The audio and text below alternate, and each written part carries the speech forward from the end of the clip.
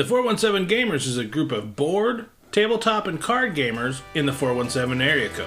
This is the podcast.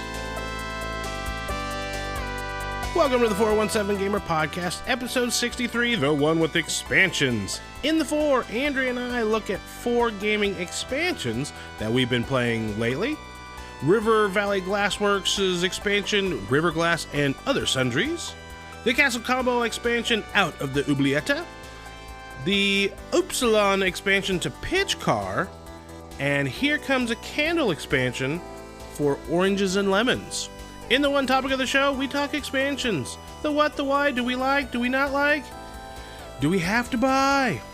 And in the 7, we talk about 7 of our favorite, maybe even essential expansions. Without further ado, the 417 Gamer Podcast. Welcome to the 417 Gamer Podcast. My name is Rick. And I'm Andrea. In the 4, we like talking about 4 game expansions that we've been playing recently. We really like River Valley Glassworks. Yeah, we've had the expansion for a while, but we haven't had a chance to play it because usually when we bring out this game, we're teaching it to newbies who haven't played it before, and we try not to play games with expansions when we're teaching to someone who is a lower level gamer, never played the game before. And brand newbies too. Some people that haven't really played anything. So right. This entered our rotation with Splendor and Marvel Remix and some of the other games that are just a couple mechanics, fairly easy for new players to grok, but still has strategy.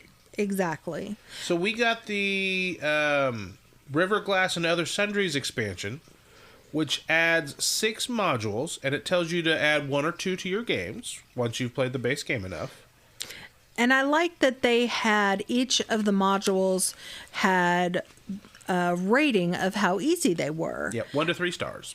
And you could choose, depending on what difficulty level the players for that game were going to be, which modules to use. So I like that. Yeah, one module was equipment that maybe allowed you to go back to the pond and grab you an extra gem.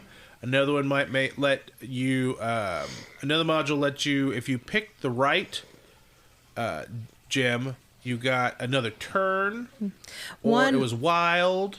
One of them allowed you that if you got an overflow piece, instead of it being -3 points, you got to put it on this card for positive points. But they were 3 specific colors. It had to be 3 specific colors, so you couldn't just go overboard. So it was enough wrinkle to the game to give it a little bit more bite, but I don't think it was super complicated. I probably still wouldn't throw it to newbies as far as people that are brand new to gaming, family during Christmas or something like that. Sure. I might not put it in there. But we have not played it enough for me to be super confident in teaching it just yet. Maybe if we got a lot more under, our belt, we'd be like, oh, the 1 star's fine. Sure. But we're going to play a little bit more of them. And we played 4 of the mechanic or those modules so far, and there's 6. So we still have 2 to explore. We do. The next one, we have played the absolute crap out of Castle Combo, and we picked up Out of the Oubliette, which is a small expansion of like 6 to 12 cards-ish. They add a new mechanic. Usually in Castle Combo, you're building a 3x3 grid of people that you're drafting from either townsfolk or the people in the castle to put in your own little area. As you're doing it, the characters have a cost in the top left. They tell you what guild they're attached to in the top right. In the middle, they have an immediate effect. Sometimes it's getting money. Sometimes it's getting coins. Sometimes it's axing a card to then get monies or keys or points or whatever. And at the bottom, it has end-of-game scoring. Well, Out of the Oubliette has a new mechanic where when you draft these cards, they have a key that puts on them. And it's a one-time ability that you can cash in anytime in the game. You can do it immediately or you can wait till later. If you don't, you get to keep that key as part of your score because Castle Combo at the end, that keys are points. I don't think that this was so added an extra. It added a new mechanic, but I don't think it added necessarily difficulty, so that you could just go ahead and roll this into the game and teach it to newbies as just another mechanic while you're explaining how the game plays. Yeah. And we'll talk about it later, maybe, because we're talking about expansions. Maybe there's a theme to this show. There might be. We don't do that very often. No, but I like it when we do. I like it when we do, too.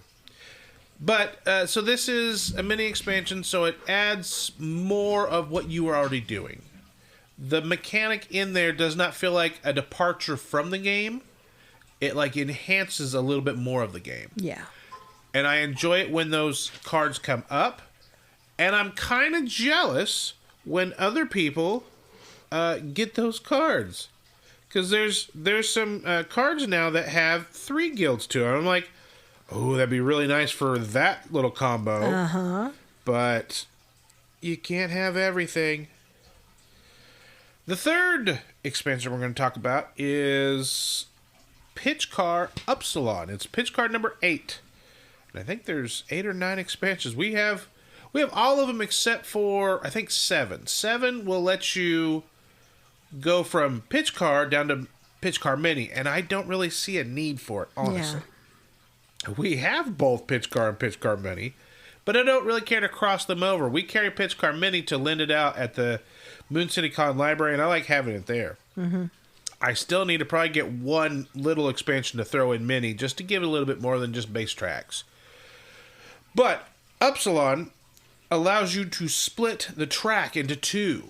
So I was in my head, I'm like, what would I do with that? It's a fork in the road. It is a fork in the road. So I kind of made an exaggerated big figure 8. You start at one point, you went through the center, and then you had to break off. I made it to where you had to take the right-hand turn first, come around, and then you take the left-hand turn.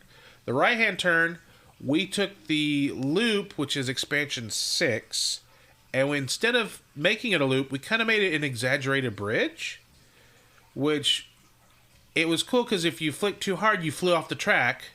If you didn't flick hard enough, it was like mini golf, to where you just slide right back. But if you made it just right, it slid down and hit the corner, and it was really satisfying. It was.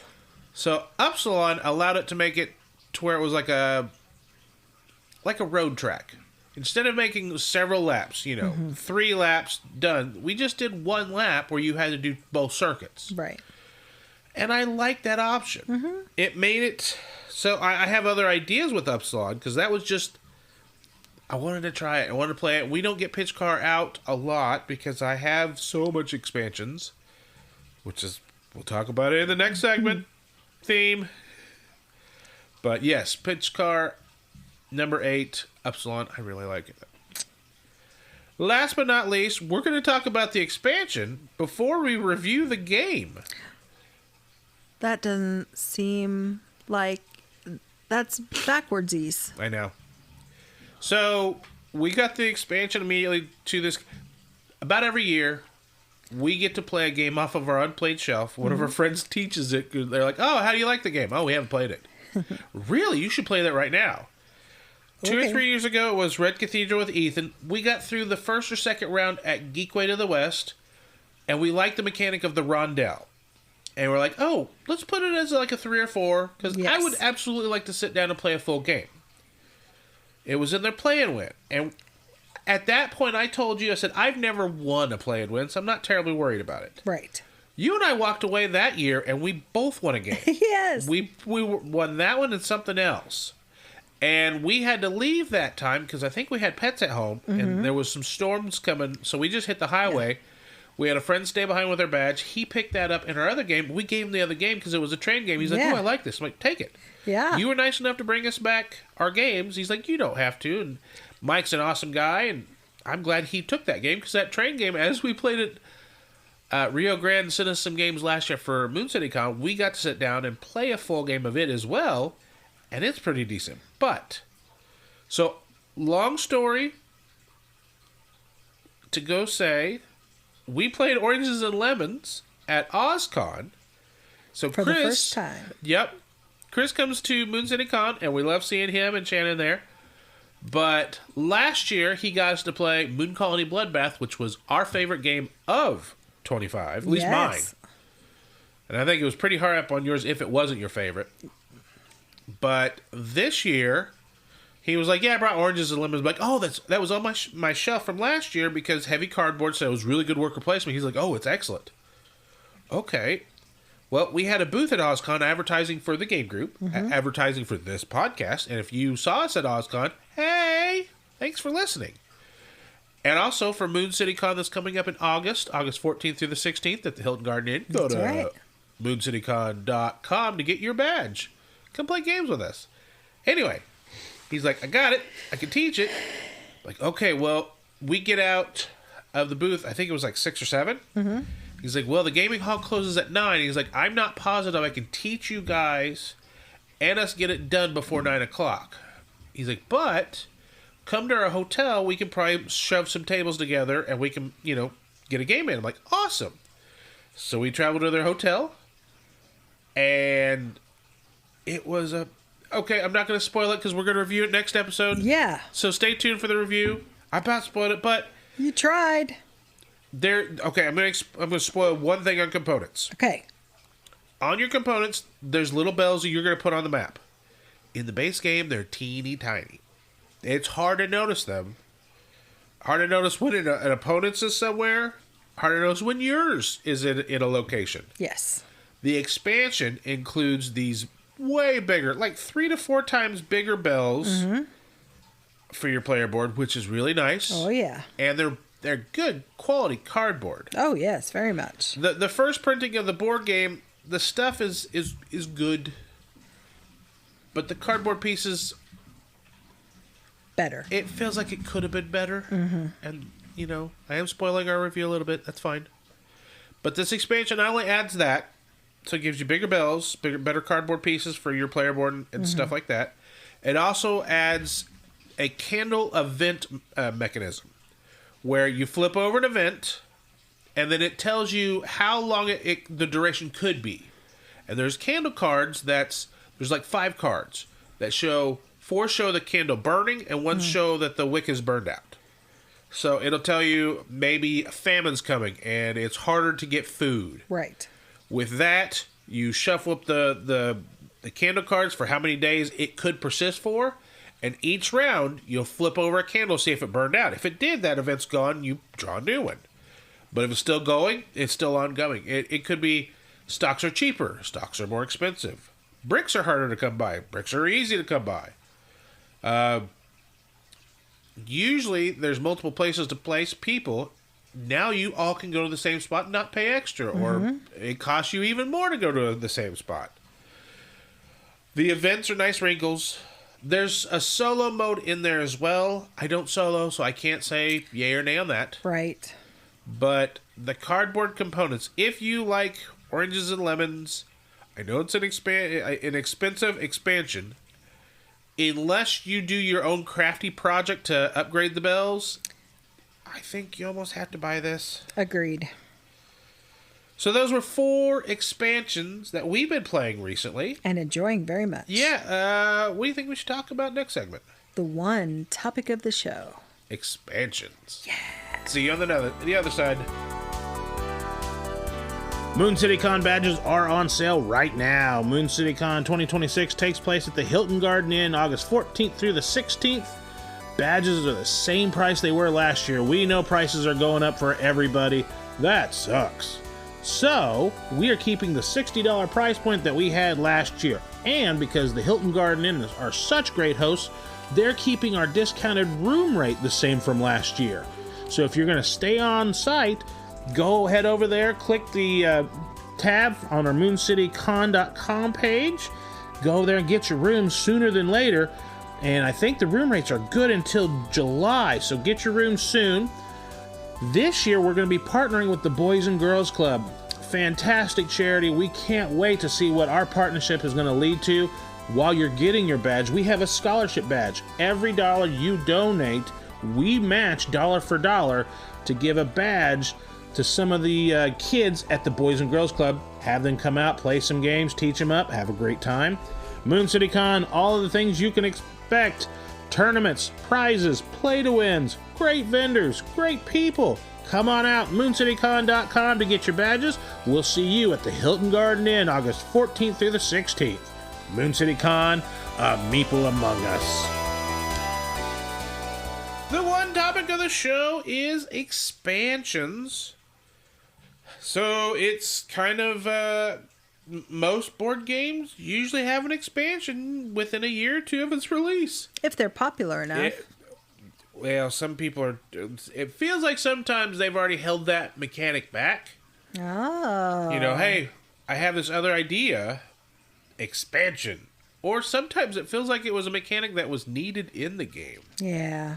You know, not always, but I was like, this should have been in the base. So every Friday in the 417Gamer group on Facebook, we like to ask a question of the weekend, and we've kind of themed the questions of April along this topic as well. So when an expansion comes out, this is the first question. How much do you feel the need to pick up the expansion? For me, the need is great. In fact, I was on the fence about keeping Far Away. Mm-hmm. I like Far Away. But I think I like Far Away more than the people I've taught Far Away to. Yeah. Because it's a drafting game, but it's also, it's got that timing to where you're trying to play the card to potentially visit some temples to get more stuff. Right. How much do I want that versus how much do I want to play the card that collects the things I need? Mm. I enjoy that, but some people do not care for that puzzle as much as I do. So then I got the Shooting Stars and the other expansion. I bought 2 expansions, and we haven't played them for a game that I was on the fence about keeping or not. So my need to pick up the expansions for my games... Seems like it's a 9 out of 10. Yeah. It's one of those Pokemon, you got to catch them all. If I get the game, I got to get all the expansions. For Shuffle, we have all the expansions. Mm-hmm. And that's something we're going to talk about here in another question or two. You know, but, yeah, when expansions come out and I look at them like, ooh. Plus, it almost makes me feel like I'm not buying games. I'm supporting the games I already have. That's funny. So, for me, it's how much I like the game. Yeah. And if I'm really enjoying the game and there's something new and shiny to go with it, I got to have it. Yeah. But if I'm on the fence about the game, I don't have that deep-seated, got to have them all to get the expansion. Because on the fence with the Far Away, I kind of do want to play it with the expansions to see if it does the thing. Yeah. You know, because liked base Machikoro a bit. I liked some of what the expansions did. Mm-hmm. But then the new additions did another thing. And then the final Machikoro 2 fixes so much to where it was like a game I thought I was completely burned out is almost new again. I'm like, yeah. I would play this again. If it pops up in the U-Shelf, I'll get it or discount. Sure. I don't know that I'm going to play full retail for a game that I felt like I was burned out. You know what I mean? Yeah, I do. But second question is, do you want more of the same for your expansions, or do you want new mechanics?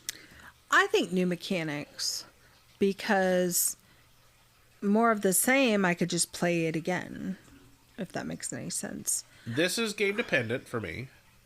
So like Moon Colony Bloodbath, I don't need any new mechanics. I just want more cards.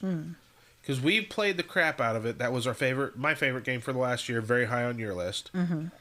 Now that I think we've seen most, if not all, the cards, I wouldn't mind another deck of cards. Yeah. If you wanted another mechanic besides the robots, like maybe not just robots. Now you have alien invaders coming in. And you got to deal with those. I'd buy that expansion. Yeah, I would too. How come they haven't already made that? Right? It's a great idea. Somebody call somebody. Call Vaccarino. Tell him to do the thing. But yeah, more the same in some, is exactly what I want. Like, Descent is the one versus many dungeon crawler. I just need more monsters and I need more characters. And that's what they did. Every once in a while you dealt with a new mechanic, as in, like, now you have this guy that can levitate rocks and fire them at the bad guys. You have to figure out how those work. Does he have to have line of sight? Blah, blah, blah, blah, blah. But in general, the good guys get their 3 actions, and the bad guy in between gets to play a card and do something to them. And that's the way I enjoyed Descent. It was just, new maps, new stuff, new status effects sometimes, Yeah. One might have added, like, webbing and being trapped. Another one might have added poison cards. But to me, all that was more of the same, just kind of variations of. Right. Whereas Prelude to Terraforming Mars added the corporations that gave everybody asymmetrical starts. And I do enjoy that. We were talking before we started recording about Lost Ruins of Arnak, the Leaders expansion, which gives everybody a different explorer. Right. So, the one guy has his bird that has a little track that might get him some stuff. The other one has the rich lady. She's got different people that will come in and help her and give her assistance. Yeah. And I like those. Instead of... But I also don't mind just playing the base Lost Ruins of Arnak. Being just generic explorer is fine for me. Yeah. It's a big, juicy game without the expansion. Yeah. The third question. Have you ever overexpanded a game? Expanded a game so much you stopped playing? Sadly, yes. A few of my games. The first one I remember doing that to is Cutthroat Caverns. Cutthroat Caverns is a card game that is simulating a dungeon crawl with you and your friends. You have to cooperate enough to beat up the big bad guy. You basically play these cards to do damage to him. But only the person that deals the final damage gets the points for him. Okay. So at a certain point, when the monster's low enough, you will start dicking with each other. Making somebody trip, or basically confiscating their card and replacing it with a 0 damage card, or changing the order in which everybody has initiative. Very fun game. Same thing with Lost Ruins of Arnak. The base game, everybody's just kind of flavorless. Nobody has any powers. The first expansion, I think, gave everybody powers. Like, one person got an extra hand size. Another person got to ignore damage for 1 full round. Another person, I think, got extra health. Another person, whenever you got to draft, you got to mess with something. It's been a while since I played it. Yeah. But there was like 4 more expansions after that. And at a certain point, I had this big box. And then the extra mechanics and cards that you played with the players wasn't the problem. It was so many more monsters. And I loved having the monsters. But so many of the monsters came with these little chits. And you put them in little baggies. And then at a certain point, you have a stack of like 70 monsters. And like 40 of them have these little chits. You need to get in the bag, find the chit for that monster if it comes out. Yeah. But it also introduced, one of the expansions had the werebore, which we loved, and we almost made a house rule for a while that we couldn't play without. The werebore, if he attacks, you take a werebore card, and you don't get to look at it. At the very end of the game, anybody that took the werebore card flips it over. Do you then become the werebore? Because you got bit and you wrestled. So you'll flip it over and be like, no, no, and yes. Now that person is trying to kill all the people that were left, and they might be the sole winner. Which was a cool mechanic. We thought it was funny because it was also that edge of the sea, like, oh, we barely got out of there. Like, 3 of us are living. Is any one of us the werebore? Flip, flip, flip. Oh! But at the same time, like I said, there's so many pieces in there. I expanded to the point that we never brought it out. It's true. Pitchcar. I love a Pitchcar. But it is in 2 big Gladlock totes. And then a little Sterilite tote on top of that has the jumps and the ramps. And then the loop is still in its cardboard box. And then I have another a little plastic tote that has the pucks. I have hockey pucks that I use for turns and little obstacles, rubber bands, clips to clip the ramp pieces together, and odds and ends, and playing cards to shim the track. Right. So that's 4 totes, 2 big totes, 2 small totes, plus the loop. And that was one of the 2 games is the reason why I got my convention flat cart. Because it's a bear to... So when my friendly local game store got a used copy that was in a smaller tote, I bought it. You did. So now I have my fully expanded Pitchcar with... I have about 2 expansions of everything except for the one that goes from Pitchcar to Pitchcar Mini. Mm-hmm. But I have 2 copies of the long straight, so I have 4 long straights. I have 2 of the Upsilon, so I can split the track twice. We only used 1 whenever we did the game night. Right. And then Alan noticed one of the ones that I was not using had a chip in it. He goes, "Did you tell us about that?" And I said, "No. Just use wood glue later." Mm. I said, "I just need to get it back out enough to wood glue it." But, you know, love my Pitchcar, overexpanded. We don't play it very much. Forest Shuffle, sadly.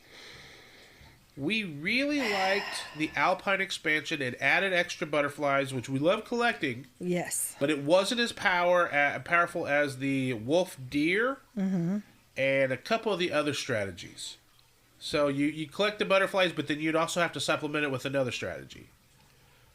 The extra strategies bumped it up to where it was big points, and you could, you know, primary the butterflies and then do other stuff. Right. So we liked that, but then we got the Edge of the Forest, which was fine. I don't think we loved it. We liked it. And then the last one was the Moors or something. That added, like, everybody has different caves. It had different modules. You can have everybody has different caves. It had some extra animals. It was fine, but I think at it was this just point, too much. Yeah. There's so many cards.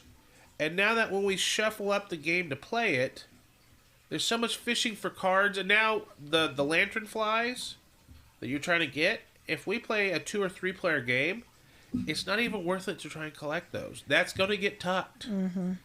Which makes me sad that, you know, one of the animals you tried to go after is, it feels like it's a lost cause now. Right. And we could go through and call it back down. That's a pain in the butt. We have so many games. I'm like, there's much easier ways to do this. Yeah. Member 44.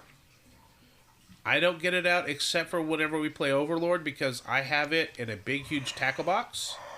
A big, huge, like, grocery store plastic tote that has the little flappy doors. Mm-hmm. And I think that it fits in both of those. I've got 2 of the big Overlord maps that just need to be put in there. But that's heavy. That I use on a cart to, you know, port it around. Mm-hmm. I got my phone upside down. That's where my notes are. Last one. What are some expansions that you think fixed a game for you? For me, one is Viticulture Tuscany. Mm-hmm.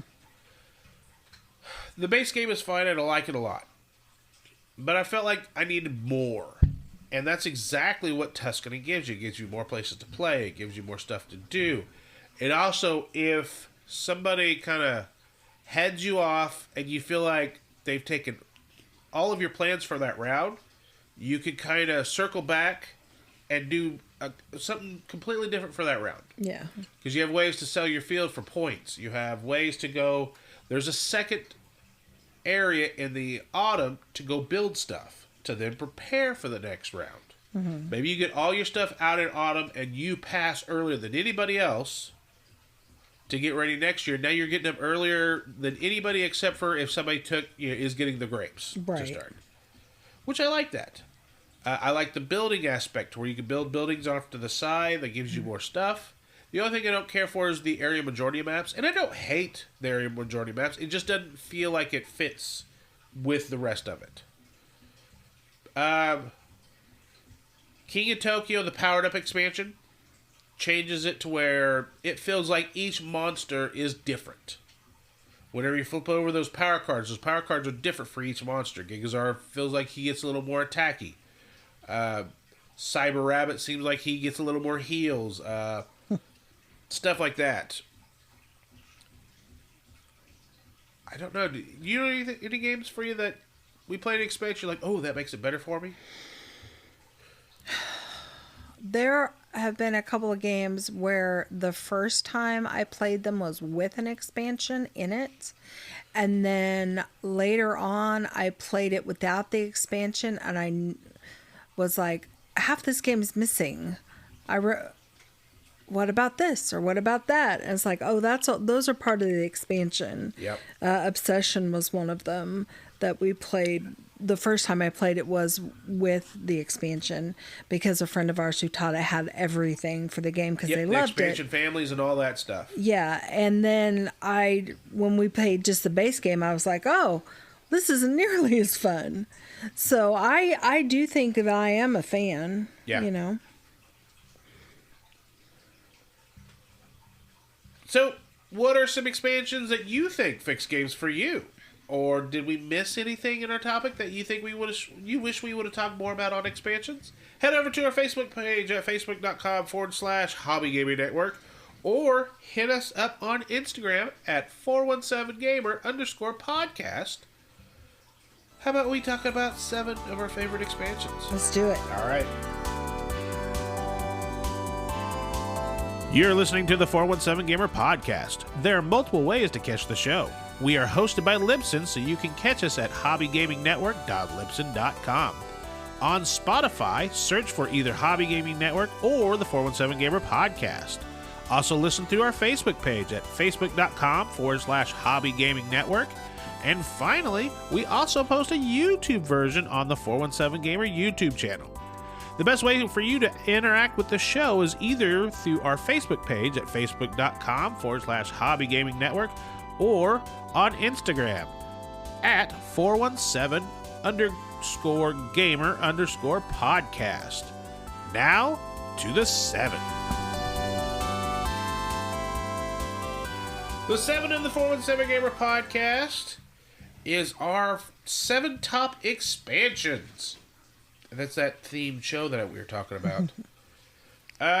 Number 7 is Alpine Force Shuffle. We just talked about sometimes we overexpand a game, but this one took Force Shuffle from there, and I think it bumped it up to where we played the crap out of it. Yeah, that first expansion really,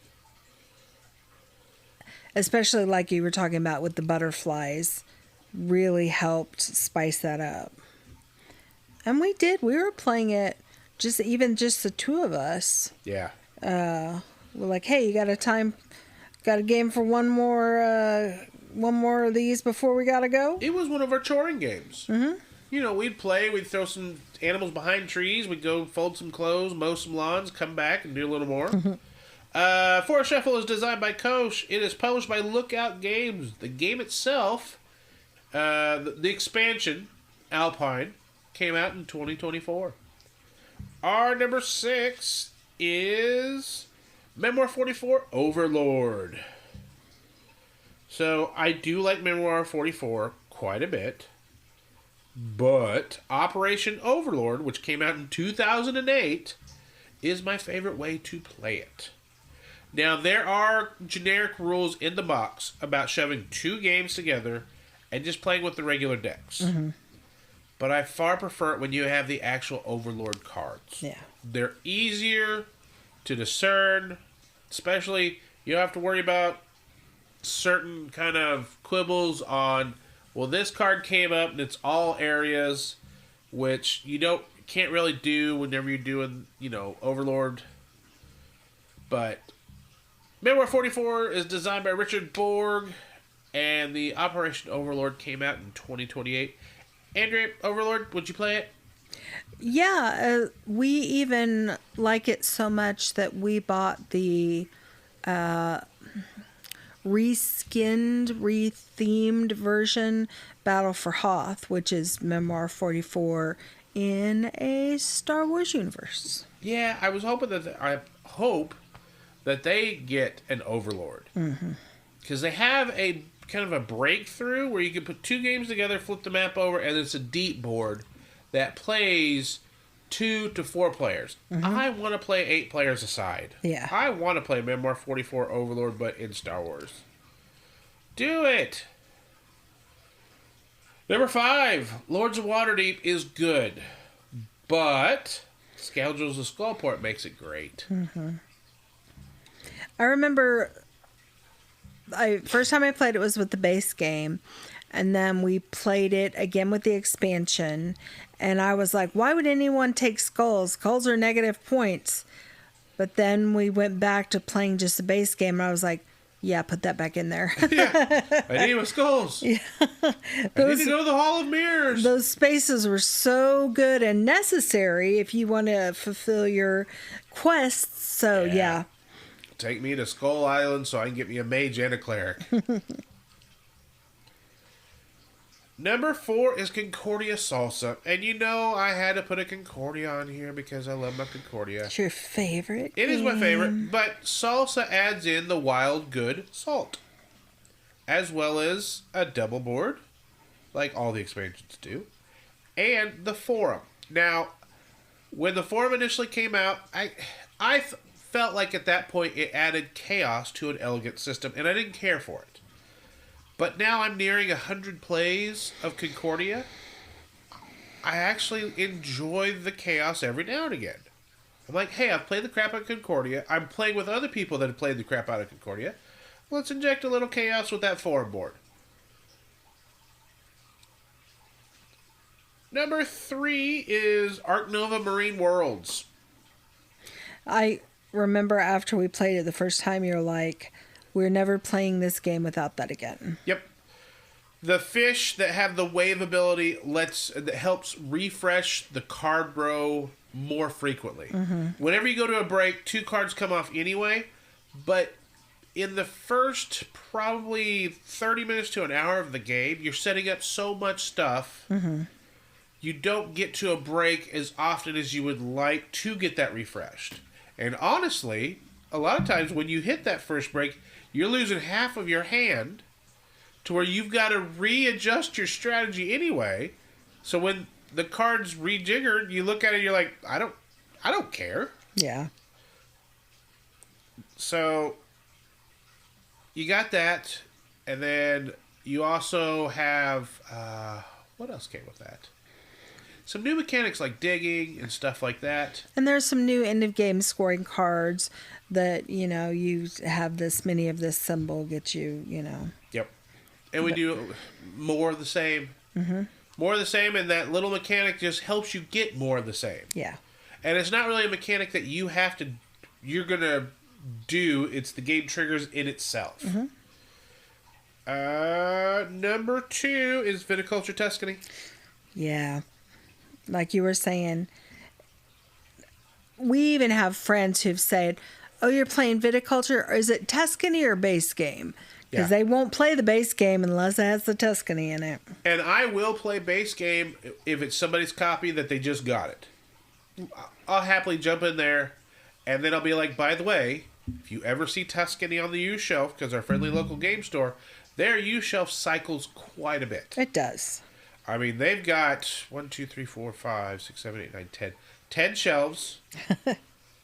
And they're not always all 10 shelves packed, but right now they are. And it can be anywhere from somebody returning their Gloomhaven that they used stickers that got peeled off so it got reset, down to Catan, all the way up to Endless Winter, Kickstarter, a deluxe edition to Arboretum. So the big, and the teeny tiny small, it's all there. So if you can find, Viticulture Tuscany, grab it. And then the one game that we absolutely do not ever want to play without its expansion is Terraforming Mars. Prelude. Prelude gives everybody different starting corporations, which I know the game has.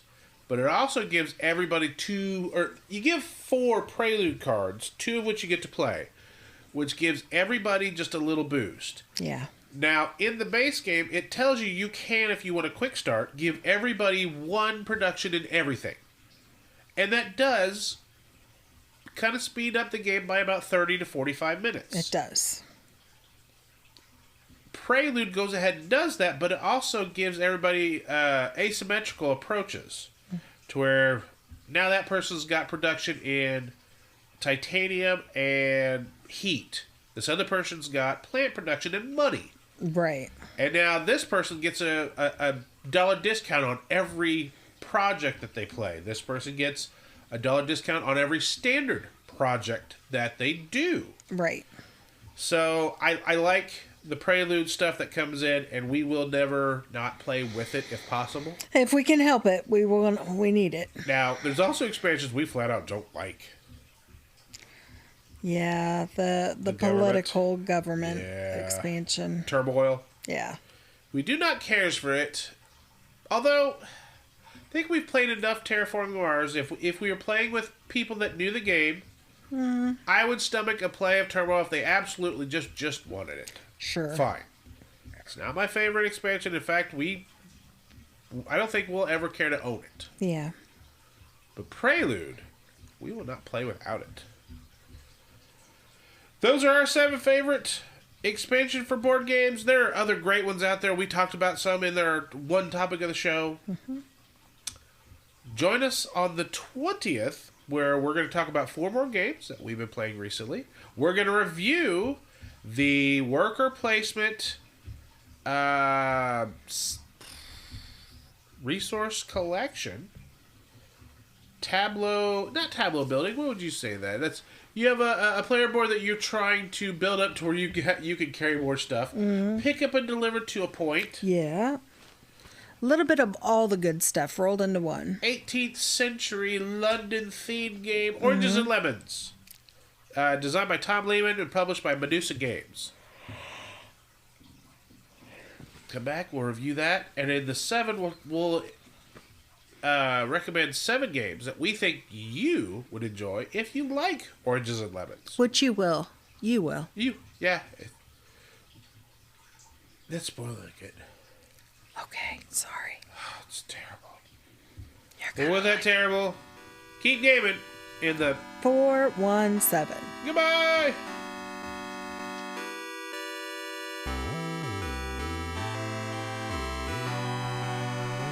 The 417 Gamer podcast is recorded and produced by Andrea and Rick Bagwell.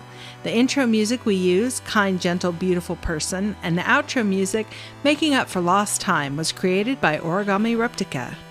For links to our show notes, the music, and guest links, head over to our Facebook page at facebook.com/Hobby Gaming Network. Until next time, keep gaming in the 417.